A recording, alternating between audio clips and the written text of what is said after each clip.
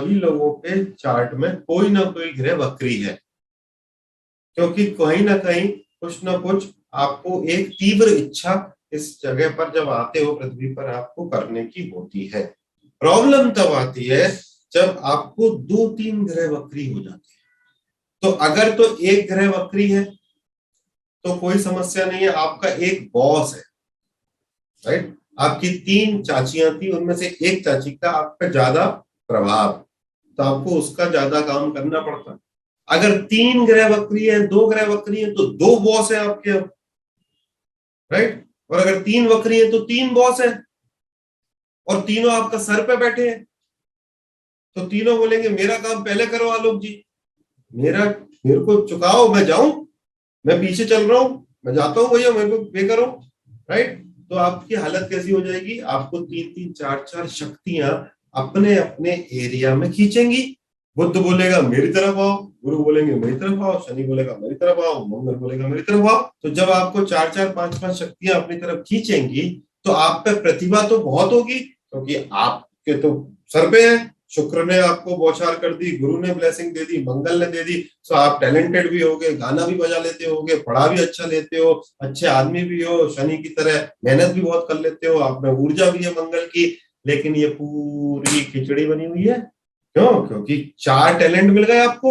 It's like you are reporting to 4 bosses. What will happen to you when you are reporting to 4 bosses? You will be struggling in life. And what will be the frustration? I am very talented. Why you are talented? Because planets were near to you, very near to you. So they have kept that strong influence on you. But I am not able to focus on one thing.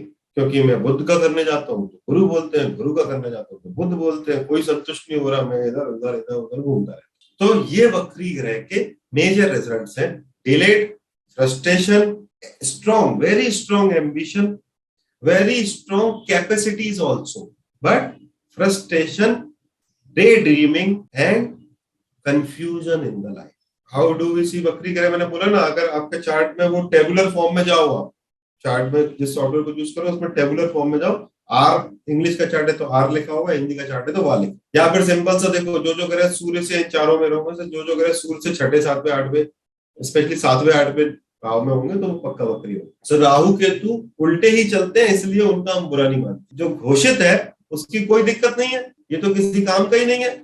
जो अघोषित है और उल्टा चलने लगे उसकी दिक्कत है कि भैया ये तो अच्छा वाला था, इसको क्या हुआ, ये उल्टा चल रहा है अब। तो इसका मतलब क्या हुआ, ग्रह अपने रिजल्ट को पलट देता है।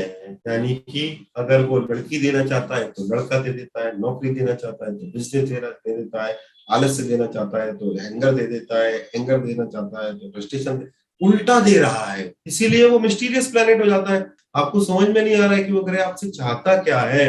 क्यों? क्योंकि चेष्टाबद्ध है, आप वो चीज छोड़ना चाहोगे, मुझे नहीं करना ज्योतिष, नहीं हो रहा मुझसे, नहीं करना, मुझे टाइम नहीं है, और रात में 12 बजे जगवा के करेगा आपसे। दैट इज कॉल्ड चेष्टा।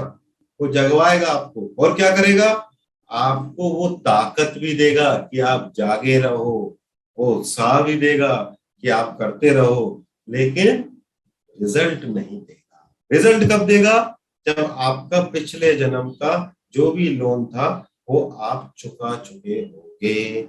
So people who have got very too many Vakri planet, they will see the result of that graha in the second phase or maybe the third phase of their life. Because the first phase और maybe जवानी का जो time है वो तो पिछले जन्म का भरने में निकल जाएगा। तो इन सभी ग्रहों में सबसे ज्यादा उम्र किस ग्रह की है? सबसे ज्यादा उम्र है इन 7 ग्रहों में से शनिदेव की। तो शनिदेव 36 के हैं।